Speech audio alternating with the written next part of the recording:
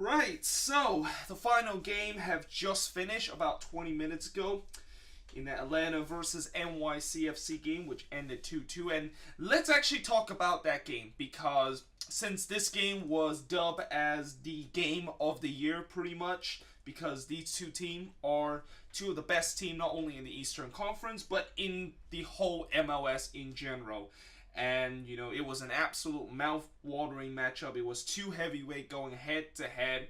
And it did not disappoint. I mean, it was a very, very good game. I mean, the quality of this game, the difference played by each team was it was unbelievable.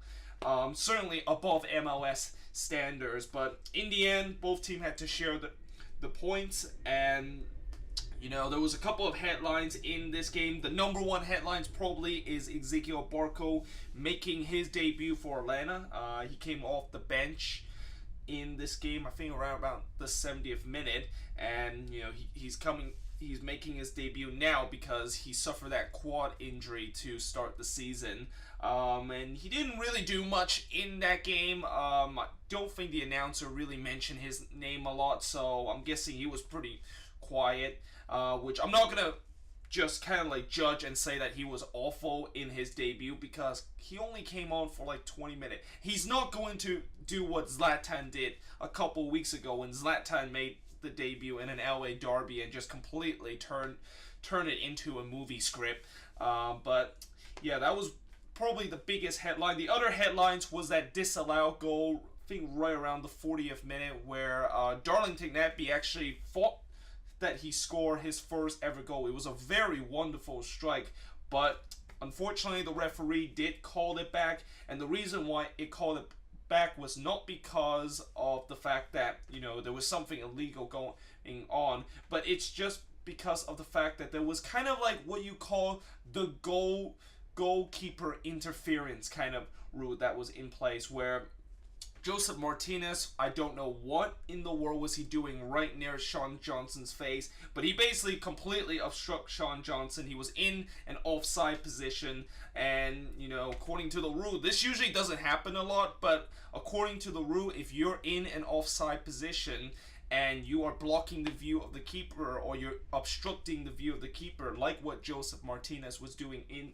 this game to Sean Johnson, then that, of course, is going to be called back. And great job by the assistant referee and also the referee and also the VAR referee to call this one because, I thought for sure that was 2-1 Atlanta, but, they called it back.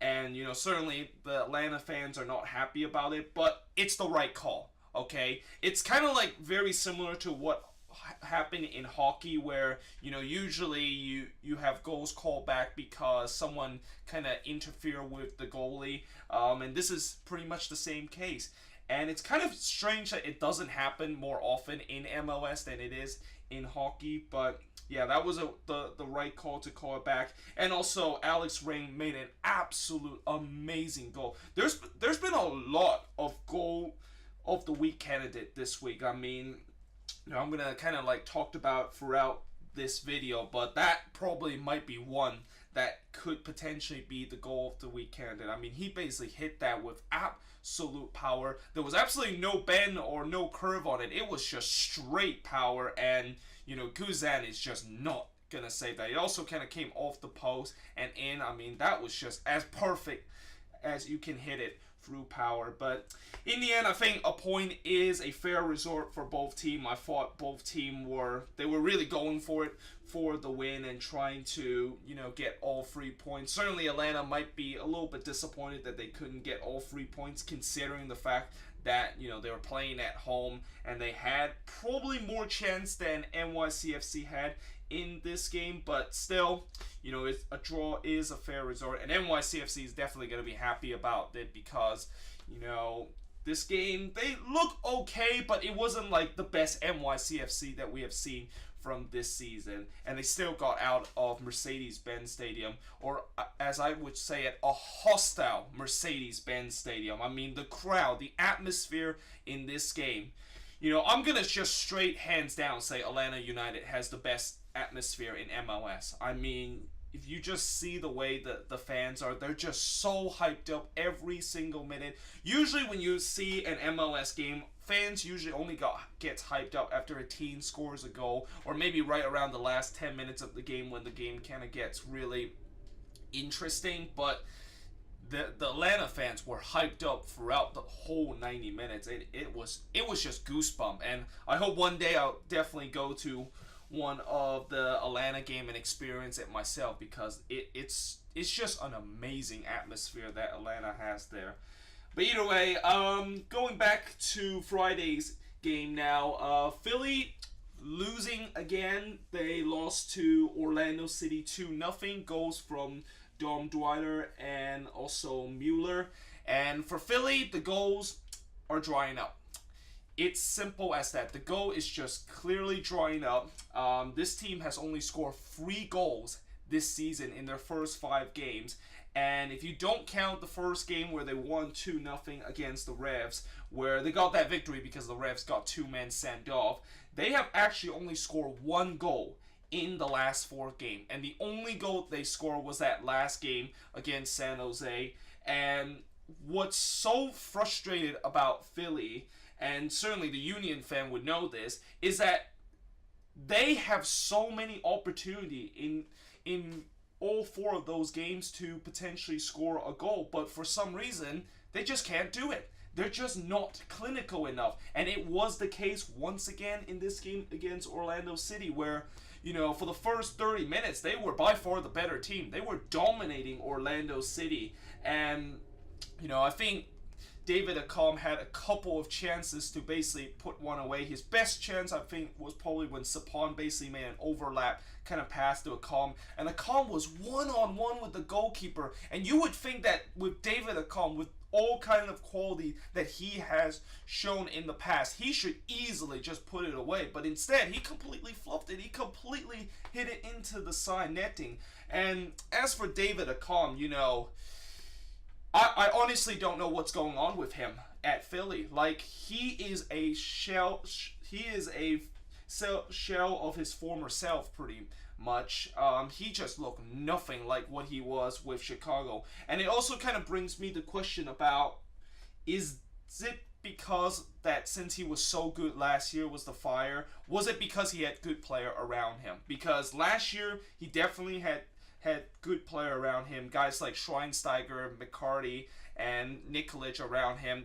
And now here he is at Philly, where there is not really any other good player around him besides maybe CJ Sapon, that, you know, he's basically asked to just do the hard work and pretty much be like the leader of this team, and it just feels like it doesn't quite fit his style. And maybe that is the reason why David Accam is struggling so much at Philly. I mean, I don't think Accam has actually scored a single goal in this. I think he might have scored in the opening week, but yeah, he is in a really bad form, and maybe that kind of explained that miss that he had in that first half. And that was just one of the 2 big misses that he had. The other one was like in the near post area that he could have easily finished it.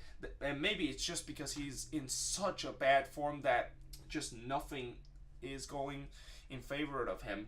But as for Orlando City, this is an absolute massive win, and I think for Orlando City, they can probably take a little sigh of relief now, because of the fact that, you know, now they have won 3 in a row, and these 3 games, you know, the last 2 games, it's been kind of like a very thrill roller coaster ride that they have gone through, and finally they get one that is pretty convincing and get, most importantly, a clean sheet in this game. You know, that's going to do a lot of confidence to Jason Kreis's team, and I'm pretty sure his hot seat is cooling rapidly after this win. And certainly the hot seat for the Philly manager is definitely going to be hotter now. I mean, Philly right now is just one of the worst team in the league right now with the way it has been going in the last couple of games. But next up, Vancouver versus LAFC. Now, I accidentally got mistaken about the kickoff of this game. I thought this game was kicking off at 7:30, so I tune in right around 7:25, and then I realized the game was already 20 minutes old. And I'll tell you what, when I watch back the highlights of this game, boy, do I regret not watching the first 20 minutes, because I think besides the first 20 minutes where Vancouver were really pushing the issue, it was a really boring game from the rest of the way. I mean, it was just so uninspiring. And, you know, the only thing that kind of made me excited was Vela scoring a wonder goal, because that's what Carlos Vela does, and that is going to be another goal that potentially could be goal of the week candidates.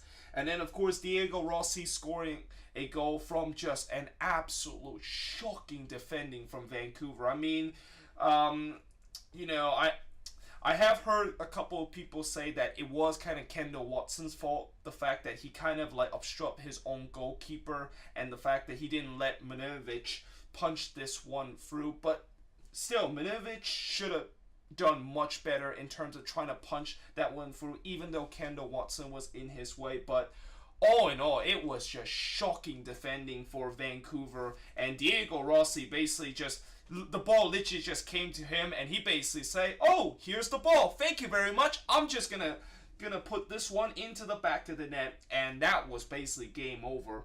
And for Vancouver, I mean, this team has been so inconsistent so far early on. I mean, it feels, this team really kind of reminds me of the LA Galaxy of last season, where they can win on the road.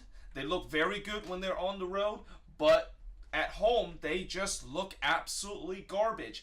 And how many times have I had to say about Vancouver, how this team, if plan A is not working for them, and that of course is their counter-attacking, those transition kind of style of play that they just love to do and pretty much live and die for, if it's not working for them, then they are screwed. And in this game, it's once again the case. And in this game, LAFC kind of gave the possession to Vancouver. They gave them all the possession, and Vancouver just have no sorts of creativity whatsoever. And, you know, I think that now teams are just going to just keep doing this. I feel like teams they might as well just give Vancouver all the possession, because they will know that Vancouver is not going to do anything about them in terms of getting with the ball and trying to create something, because they're just so bad at it. Like the midfielder, there's really no kind of creativity. Although I will say this with Vancouver, you know, maybe if they do get Kai Kamara back, maybe that creativity might kind of gets a little bit better, because Kai Kamara is a guy that can definitely done it, and he certainly has shown it throughout the season with Vancouver. But unfortunately, he's out with an injury. I think he might be back very soon, but certainly Vancouver really need him back. And for LAFC, this is a very good win. Certainly they kind of answer the question of, can they respond after just back-to-back sloppy losses and back-to-back blownouts. Well, not really blownouts. The last game wasn't blown out, but the other one was just complete collapse against their rival LA Galaxy, and they responded pretty well. And Vela and Rossi has now scored 8 of the 11 goals for LAFC. And, you know, in some way that's obviously very good for LAFC, and certainly they're happy with the way that both of those guys are scoring. But there's also got to be some concern, the fact that what if one of these players went down? And what if Vela, I know he's going to probably not be with LAFC in June when he goes to the World Cup with Mexico. What's going to happen to that? Like, who is going to be there to replace him? And also, what if Rossi gets injured? So, you know, it's going to be interesting to see what happened if there is going to be an injury suffered by one of these two players. Because if one of them goes down, then LAFC might have some problems that they have to deal with. Although I also have heard that they are going to sign their third DP, Andre Horta, who is now playing with FC Braga. He's actually on loan with FC Braga right now, and he's planning to come to LAFC in July. So maybe that can solve their problem in terms of the attacking end if one of these two players went down. But yeah, next up, the Redbulls with a bounce back win against Montreal 3-1. goals from BWP. Kaku scoring his first ever goal for the Redbulls and his first MLS career goal, and Mirlo, I think that's how you pronounce it. And then the only goal from Montreal was Jason Vargas, which is another goal that I think is going to be goal of the week candidate. I mean, I warned you guys early on. There is just so many good goals this weekend that could be goal of the week candidates. And this one was just an absolute wonderful free kick from Jason Vargas. Basically hits it perfectly, plays it perfectly, hits it off the post and into the back of the net. I mean, Luis Robles he was just kind of like standing there like statue because there was just nothing he could have done about it. But unfortunately for Montreal, they did lose to the Redbulls. And, the Redbulls, like I said, this is a good bounce back win after they got knocked out of the CCL semifinal against Chivas. And that's kind of what frustrated me about the Redbulls in this game, because how in the world can they not put one into the back of net against Chivas? Then in this game they can score 3 goals against Montreal. And, no disrespect to Chivas or anything, but I really think they're right around almost the same level as the Impact.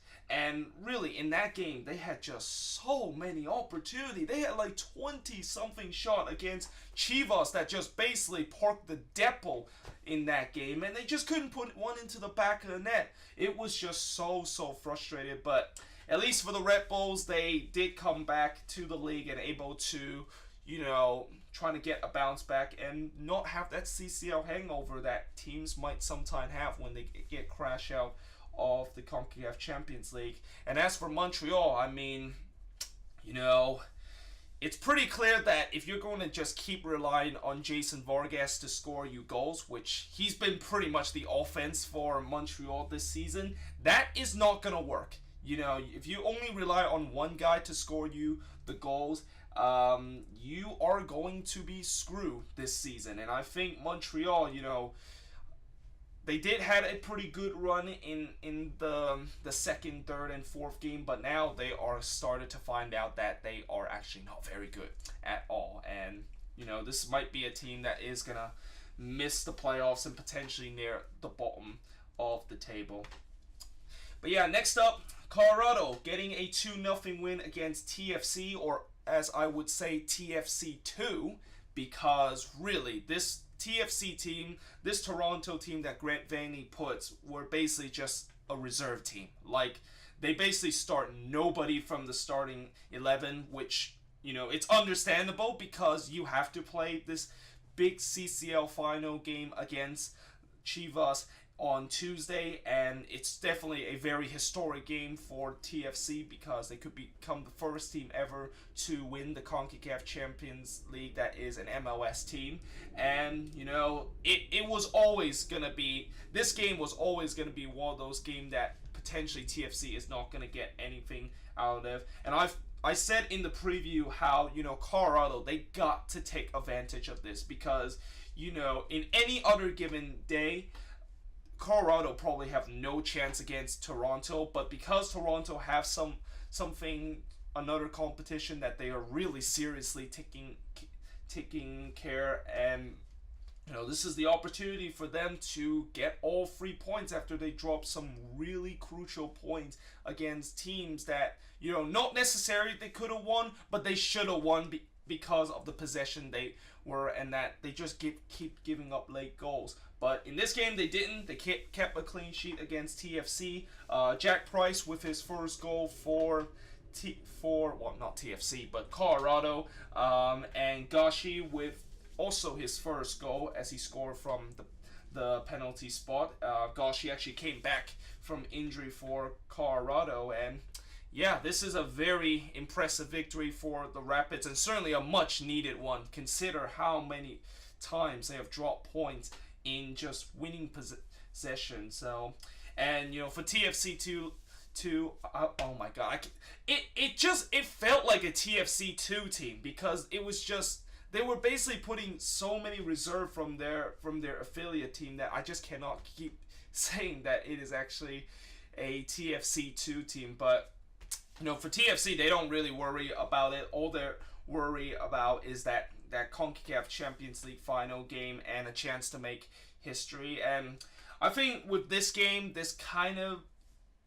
you could kind of say that TFC might be now out of the contention of winning Supporter Shield because, Atlanta, NYCFC they're just so far ahead of them. They're like 10 plus points ahead of Toronto right now, and it's going to be a huge mountain to climb for Toronto to trying to get Supporter Shield. And I don't think they're going to climb that either because they've been playing so many games.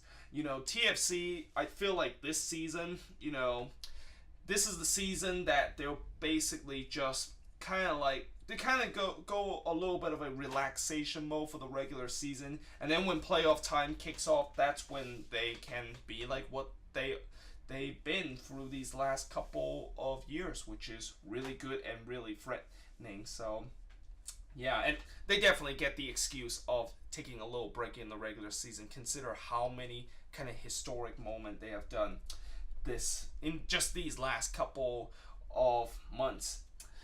Next up, Chicago losing to the Galaxy 1-0. So the 27,000 odd people actually get to saw their hero score. Zlatan, of course, scoring a goal in this game. That was actually the only goal in this game, and in a very Zlatan-esque kind of goal, he basically scored it on a header, which is it was just amazing the way that he scored a header. And if you leave Zlatan that much space to try to score a header on you, then that is obviously not very good in Chicago's standpoint. But yeah, that was the only goal of this game. I actually didn't even watch this game at all or the highlights of this game, but it's a good win for the Galaxy on the road. Good bounce back after what happened last week against Sporting KC at home. And for Chicago, yeah, this is not good. This is really troubling time for Chicago, and I get they have injuries that they still have to deal with, but you just look at this season and how many points have dropped at home, and you also look at the next couple of games. The Redbulls, TFC, Atlanta United. Yeah, good luck, Chicago, in those games. Good luck to try to get something out of there, and potentially you are just going to be glue with Philadelphia in the bottom of the table this season, because this Fire team, these first couple of games clearly tells me that they are not going to be heading back to the playoffs. I mean, this team the regression is just real for the Fire this season, and we kind of expect it with the fact that David Accam is no longer with this team, and what happened last year when David Accam was not in that Fire team. The Fire just looked nothing like the Fire team that had Accam and just very kind of explosive. But it's kind of sad that Chicago had that one kind of year of good run, and now they're gonna potentially get into a regression kind of period. And yeah, although I think maybe on the bright side, Chicago fans, at least you are kind of linked up with Fernando Torres in the transfer window. I don't know exactly why the Fire need to get Fernando Torres, consider they already have Nikolic as their go-to goal scorer, but I guess it's maybe because we just need to bring in big names so that the fans can show up, like what happened in this game when Zlatan kind of showed up, and even though he wasn't part of our team, that of course draws the crowd. So yeah, that probably is it's kind of like a business standpoint that Chicago is doing it, and they're not really kind of like doing it just because they want to compete or something like that. But oh well. Right. Next up, DC United with a 1-0 win against Columbus Crew. If you would have said that DC United could get a 1-0 win, and they would get a 1-0 win with just 10 men at the end of the game, I would think that you're crazy. But look what happened in this game. They were down to 10 men for pretty much the last 40 minutes of this game, with Ariola getting a red card. Originally it was a yellow card, but through VAR they said that that was a pretty reckless kind of challenge, and Areola, of course, getting sent off. And at that point, it looked like Columbus was gonna trying to get back into it and pretty much get the equalizer and even get the winner in this game. By the way, DC United score a goal literally about 50-second in. Segarra with the goal in the first minute. And like I said, I thought Columbus for sure was going to at least get a draw in this. But, you know, Columbus right now, talk about falling from grace right now. I mean, this team, the first couple of weeks, they were like nearly on top of the mountain. They looked like a team that, you know, they're going to be just fine without just Miram and Ola Kamara on their team, and that they look like they're going to make a push in the Eastern Conference. But now, all of a sudden, yeah, it turns out that reality has really set in for Columbus. And I think for Columbus, they're having the same problem that Philly is having, and that is they cannot score goals right now. They cannot score goals in the final third. There's been just so many missed opportunity in this game for Columbus to get the equalizer. But at the same time, you also have to credit the DC United goalkeeper that he was just doing an absolute amazing job in this game, keeping his team and getting the lead. And, you know, DC United, 2 games now at home, 2 of their only games at home before they open Audi Field, 4 points. That's definitely some improvement, and certainly, you know, at the end of the game, you know, I was able to catch just a little bit at the end of the game, but after the final whistle blown, the fans literally celebrate like they just won the MLS Cup. I mean, they was just so happy about the win, and I think if you have fans that are celebrating a victory that is celebrating like you won the MLS Cup, you will know that your team is just suck, and that your team is one of the worst team in the league. And, you know, it's still a very good victory for DC United, and certainly they had to rely on a little bit of luck in that game at points of this game, but still, they got the 3 points against Columbus, and like I said, Columbus is in trouble. Like, this team is really just falling from grace with the way that they got off to the hot start, and really just the realization of without Justin Miram and Ola Kamara is just real right now. Next up, another 1-0 victory. There's been a lot of score in this weekend that are kind of very similar, so as you can see on the bottom row, all of these games are 2-2 kind of game. But yeah, FC Dallas, well, they proved me wrong by getting a victory against the Revs.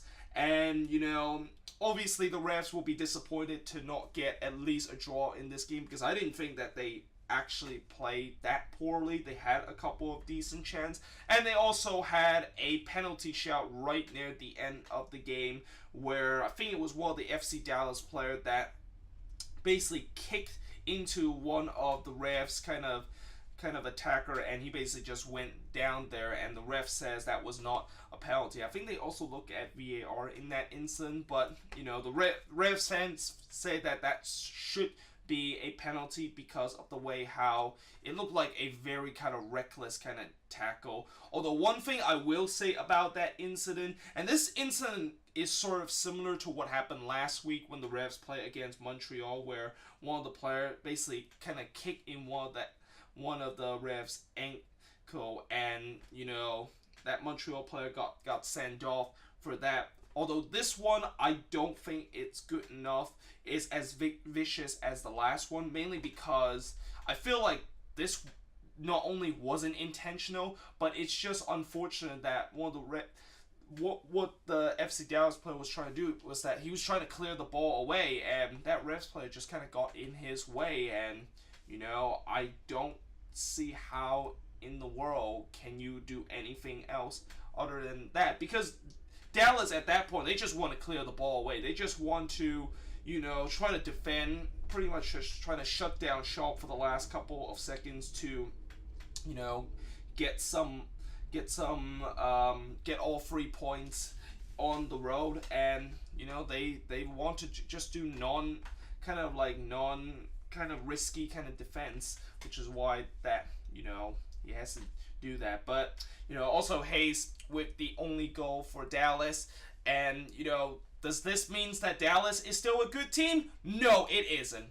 But they definitely have proved me wrong. The fact that this team that I thought was probably in trouble, and consider they're heading to on the road against New England, a team that hasn't lost in like 11 games at Gillette Stadium. I thought this team was in trouble, but they got a very impressive victory.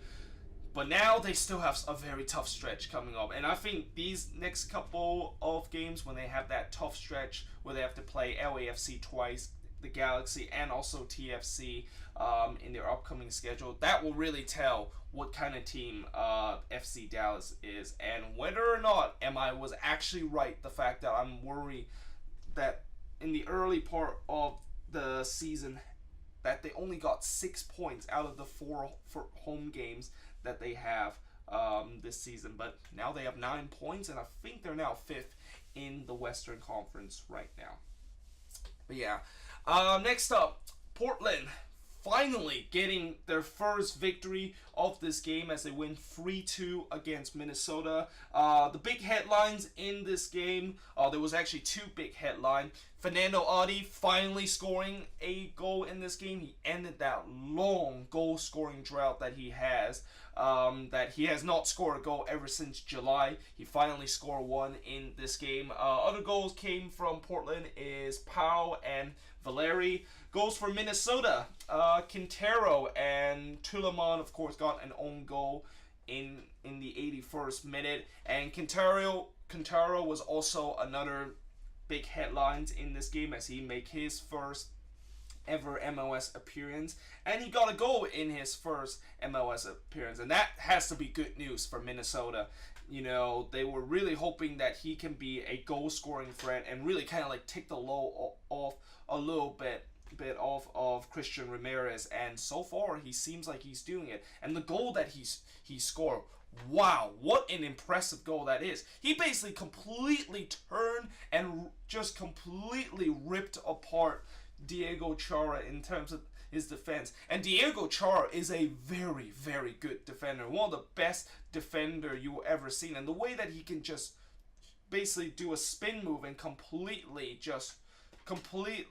ripped apart Diego Chara like that, it was just unbelievable. And if that is something that Darwin Quintero can do throughout the rest of the MLS season, watch out. He could potentially be the guy that can maybe make a run off the Golden Boot, even though he kind of got off to a late start as a late arrival in MLS. But unfortunately, Minnesota did fall into this game, and once again, Minnesota falling short. This has not been a story that has been new this season. It has happened a couple of times where they just fell short, and they just they tend to always push on in the last 10 minutes to trying to get some desperation, but unfortunately it didn't work. And as for Portland, yes, you get your first win this season, and certainly this is the first win for Giovanni Savarese and your first win at home.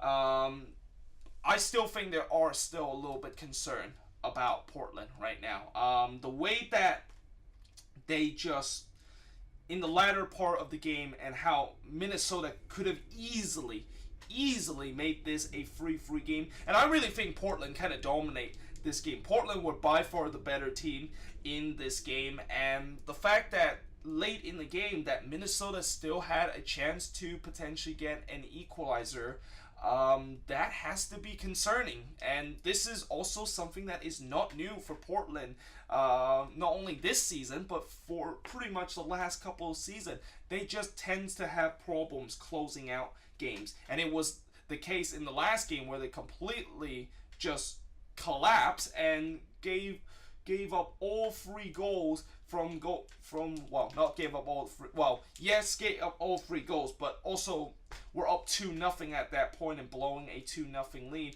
And in this game, they almost blew it again. And if they would have drawn in this game, boy, the headlines will be different. Boy, it won't be like what we say, Portland finally getting a deserved first win. It would be more like Portland once again collapse. And yeah, I mean, it was definitely not a convincing victory for Portland, but certainly they hope they can build on this win. Maybe this win can get themselves going in these next couple of matches. But because I really think that Portland, they need to get going right now. It's been a rough start so far to this season due to just that long kind of road trip that they had to go through. But yeah, next up, oh goodness, oh my goodness, I honestly, I really don't want to talk about this game. I honestly do not want to talk about this game, but because this is a match review and I have to talk about every game, might as well just give you guys a quick kind of reaction of this game, because holy crap, I was as frustrated as hell with this result. I'll tell you what, this was probably one of the first time that I walked out of Avaya Stadium that I felt like we just lost this game. I was so angry about the result. I was so angry with the way that we performed that I almost forgot that we actually got a draw out of this. But basically, it was a 2-2 draw. Don't let the score kind of fool you, the fact that this is a very impressive game like the other 2-2 draw that we had this weekend. And don't let the headlines fool you, the fact that it was a very back and forth kind of game. No, it was not a back and forth kind of game. It was all Houston for majority part of the game, and it was all us just making sloppy passes throughout the entire game. Like, the passing in this game, right? You know, the last couple of weeks, you know that I always go to like non-league kind of matches that always I go to those matches that always to do this Sports Hub series and stuff like that. And I've seen those kind of games where there's bad passing and stuff like that, because, you know, they're usually like either non-league or they are just high school kind of soccer kind of game. Well, this game, it was right at that level of kind of passing. And for a kind of game like this in the MLS, to see that kind of passing happen, it's just absolutely unacceptable. And I don't know how in the world we were able to at least get 2 goals in this game. And I really think he can kind of rescue us in this game. And he also scored a very wonderful strike, another one that could be goal of the week candidate. But my oh my, the passing in this game was absolutely disgraceful. And the defense, you know, I talked about this season how our defense has been just such a big problem, and in the second half it striked again. And I think, you know, it's about time where I have to give up my hope that Quintana is gonna eventually fit in with this team. I mean, that first goal that we conceded was all his fault. Now, no, he didn't really directly kind of let that to potentially be a goal for Houston. He wasn't really like the fault that basically just give the ball away in a bad position, and then that Houston player basically just score after Quintana gave the ball away. But it's more like the fact that he gave the ball away, and then I think it was Youngworth that made a last ditch kind of block on the line, and then unfortunately the ball just kind of like skipped through one of the Houston player, who was Martinez, that scored the goal in that game. And you know what I'm so frustrated about that is that Quintana not concede that not gave up that ball in just probably the worst area that you could have gave the ball. Like, he gave the ball right outside the 18-yard box, where there was like, basically he was like almost the last line of defense, pretty much.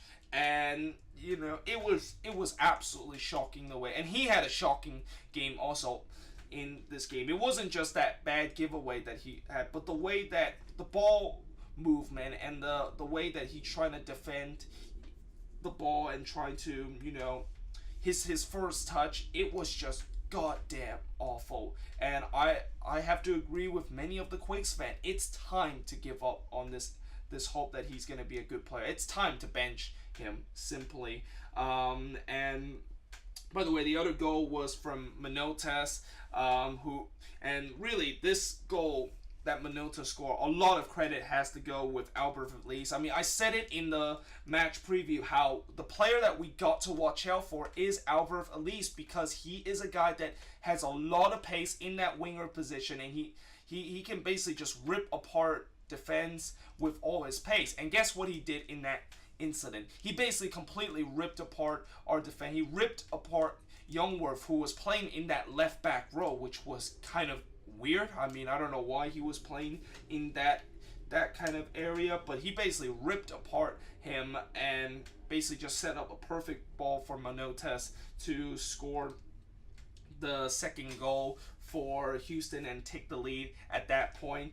And yeah, I mean, it was just ridiculous. It was just, the defending was just, as usual, absolutely shocking. And you know, going forward, I think this result really doesn't help both teams either. I mean, for Houston, they'll probably be angry the fact that once again, for the second game in a row on the road, they give up goals literally late in the game. They gave up a late goal against DC United in the 93rd minute, if I remember, or the 95th minute, and this time they give up in the 85th minute, and it looked like it's a game that they should have clearly had all 3 points.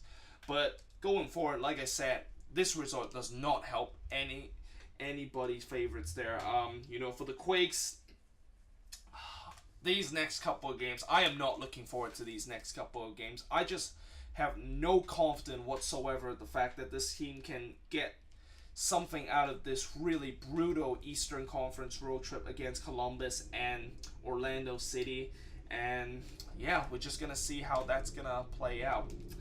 But yeah, finally going to the last game of this weekend. I know this has been a long one, but yeah, going to the last game of this weekend, Sporting KC versus Seattle. This game also ended 2-2, but unlike this game that ended 2-2 between the Quakes and the Dynamo, this one was entertaining. And I think if I have to say what was the most entertaining game this week, I have to say this one was.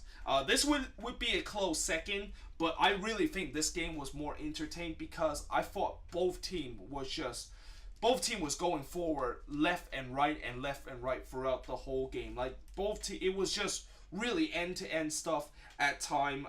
Both team had chances to win this game.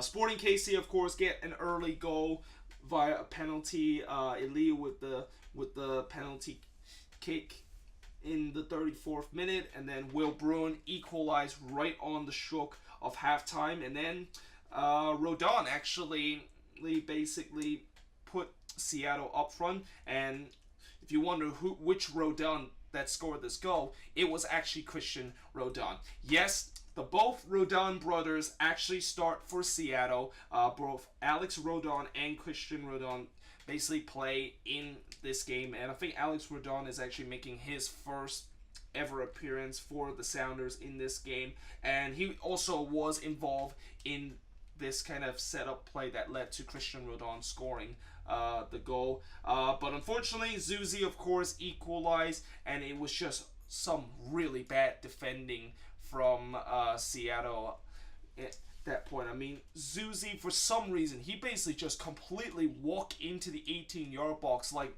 he's walking down the red carpet, and he basically just put it into the back of the net and passed Stefan Fry. Like, I honestly don't know where in the world was the defense from the Sounder there in the 18-yard box. And in the end, it did end 2-2. There was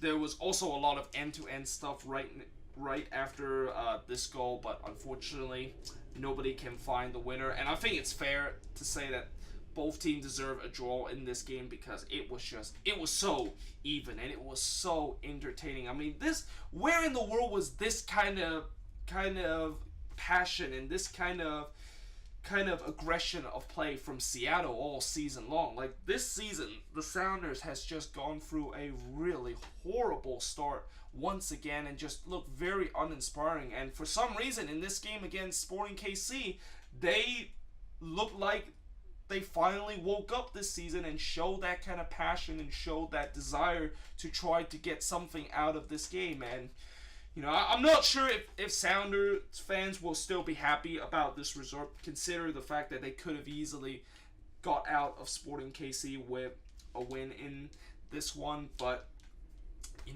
at least they finally got their first point of the year, and that they finally score a goal in this game. Since coming into this game, they have actually scored a goose egg coming into this game, and they avoid being one of, I think, 4 teams in MLS history that has not recorded a single goal throughout their first 4 games.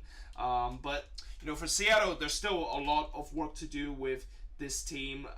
Certainly, they hopefully they can, in these next couple of games, can potentially turn it around and try to maybe get something going, because so far they only have 1 point out of their first 5 games, and they're still just sitting dead bottom in the Western Conference. And as for Sporting KC, it is a draw. I don't think Sporting KC should be disappointed about this, because they are just so far ahead of the Western Conference. And, in this game, the defense did look vulnerable once again, just like what it was early in the season. But I don't think Sporting KC will be too disappointed about this. I mean, the way that this game played out, it was end-to-end kind of stuff, and they could have easily lost this one at home. But yeah, that is pretty much it for this week's kind of review. I, of course, will be doing the power rankings literally right after I finish exporting and uploading this video. And hopefully I'll upload that power rankings tonight. But yeah, I hope you guys enjoyed this video. Let me know in the comments below what do you think of all these games this weekend. And yeah, I, of course, will see you guys next time.